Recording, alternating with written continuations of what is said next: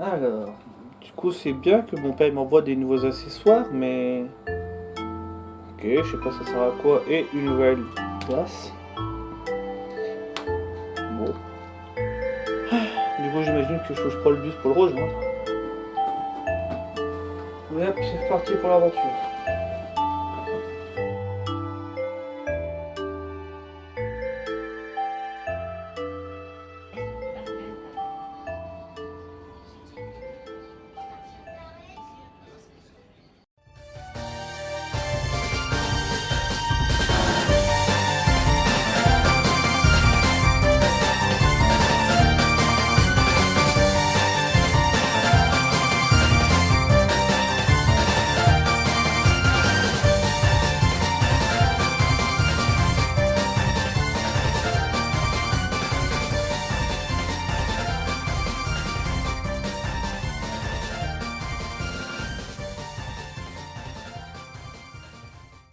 Salut les aventuriers et les aventurières. Aujourd'hui, nous allons parler de Another Code R, les portes de la mémoire.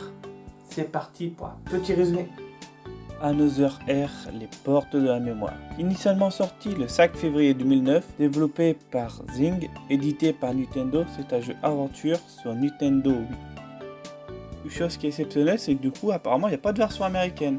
Il y a une version anglaise, du coup, qui va à l'Angleterre, mais pas de version américaine. Donc, exceptionnellement, je vais vous parler de la version anglaise.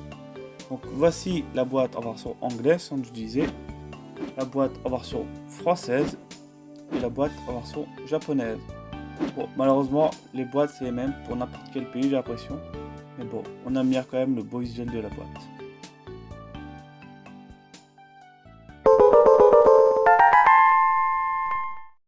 L'histoire nous fait incarner Ashley Mizukin Robin, l'héroïne du jeu Another Code sur Nintendo DS. Le jeu commence sur une citation. Cette histoire est dédiée à ma mère et à tous ceux que j'ai rencontrés à Lake Juliet.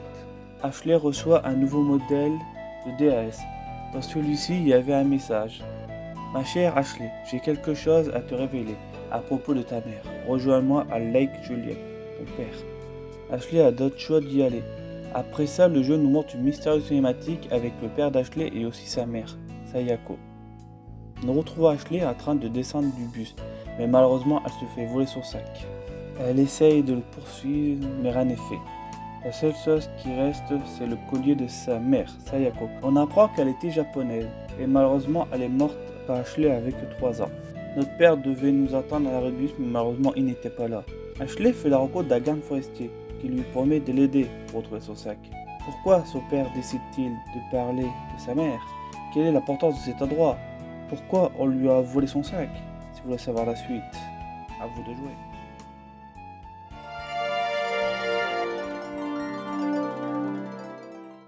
Les personnages sont vraiment intéressants à suivre. Autant les personnages principaux que les personnages secondaires, on prend un grand plaisir à essayer de découvrir chacun leur petite personnalité. Il y en a qui sont plus bruts, il y en a qui sont plus doux, il y en a qui sont plus caractère. Chacun a son propre caractère et c'est vraiment appréciable. L'histoire est vraiment intéressante. On prend un grand plaisir à essayer de découvrir le mystère. Avec tous les petits indices à droite à gauche, on est surpris à essayer de découvrir un peu le mystère avant que ce soit dévoilé. Mais vraiment, c'est un grand plaisir d'essayer de découvrir le grand mystère de cet endroit.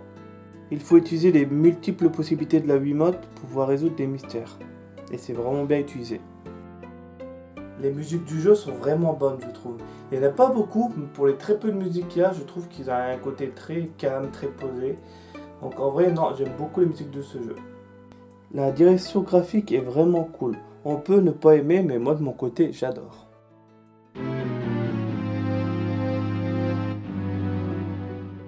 Le jeu nous fait faire beaucoup d'allers-retours. Et malheureusement, c'est vrai qu'à la longue, ça peut être vite très pénible. Une chose que je ne conseille surtout pas de faire, c'est quand on joue au jeu, c'est de faire une grande pause. Le seul problème, c'est que vu que le jeu s'arrête vraiment à des points précis de l'histoire et qu'en gros, on n'a pas trop de résumé de ce qui se passe en arrière, ça fait que si on fait une grosse pause genre pendant 1 mois, c'est vrai qu'on peut vite être paumé à se dire merde, j'étais en train de faire quoi, j'étais en train de faire quoi. Donc je vous conseille vraiment, si vous le faites, soit faire d'une traite, ou soit faire des petites pauses de 2-3 jours, mais évitez de faire une grosse pause parce que ça peut vite vous perdre pour vous y arriver dans le jeu. C'est vrai qu'il y a des moments au niveau même, tout simplement au niveau des énigmes, mais ou à des moments où il faut aller tout ça, c'est vrai qu'à des moments le jeu demande un peu de clarté. On comprend pas forcément où il faut faire tout de suite, qu'est-ce qu'il faut faire. Donc, plus on avance dans le jeu, plus on comprend comment le jeu il fonctionne, mais c'est vrai qu'au début du jeu, on sait pas trop comment ça marche. Donc c'est vrai que malheureusement, je trouve que le jeu manque beaucoup de clarté.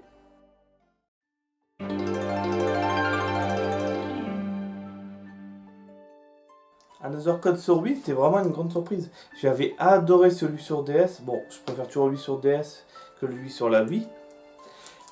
Mais c'est quand même une belle surprise. Le jeu, il est vraiment bien. Bon, il y a beaucoup de défauts. On va dire que la mobilité, elle est compliquée. Mais bon, au niveau histoire, on n'a rien à dire, c'est bien. Surtout que autant le premier s'intéressait sur le père, autant maintenant le jeu s'intéresse vraiment sur ce qui se passait avec la mère du coup d'Ashley. Donc oui, effectivement, histoire familiale compliquée. Mais vraiment, c'était une grande surprise, vraiment, en plus, ça conclut un peu l'histoire, même si j'aurais peut-être voulu au moins un troisième opus, peut-être sur 3DS, mais bon, de toute façon 3DS est mort. Au moins peut-être un opus sur Switch, ça pourrait être bien, mais je pense que j'aurais pu abonner à Another Code. Mais bon, peut-être un jour, une petite surprise, un nouveau Another Code, pour en savoir peut-être un petit peu plus sur la famille d'Ashley. Apparemment, c'est vraiment une famille où il se passe beaucoup de trucs compliqués. Mais faites-le, c'est quand même un bon jeu. Il n'est pas encore trop long au niveau de durée de vie. Bon, c'est pas le jeu le plus extraordinaire de la Terre, mais je vous conseille quand même de le faire pour juste essayer de découvrir. Mais si vous voulez découvrir la licence, commencez d'abord sur lui sur DS, vu que c'est des jeux qui se suivent. En tout cas, merci d'avoir regardé la vidéo, et à plus pour d'autres vidéos. À plus.